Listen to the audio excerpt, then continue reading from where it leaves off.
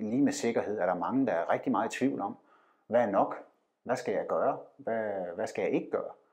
Og der giver det her den der ro og det der fundament, der ligesom siger, jamen jeg har svaret på nogle spørgsmål, jeg har forholdt mig til det, jeg kan sidde der og skrive kommentarer ind, ikke bare give et tal, men også, vi laver også radar, hvor vi tvinger folk til at skrive begrund dit svar, og du kan ikke komme videre, før du har begrundet det. Og sådan et klassisk eksempel er jo, at man kan spørge, har du en liste over alle dine computere? Alle siger, eller mange vil gerne sige ja, og nogen siger også nej, men de fleste siger ja, det har vi. Og så skal de begrunde, og når de så begynder at sidde og begrunde, så går det jo op for dem, der er noget, jeg har glemt.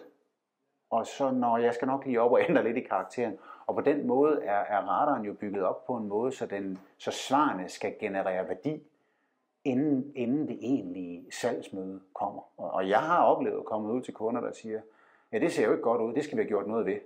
Og så gider de faktisk ikke snakke med om det og sige, lad os komme i gang, hvad er løsningen? Og det er jo for mig et fantastisk godt møde og et godt udgangspunkt, ikke?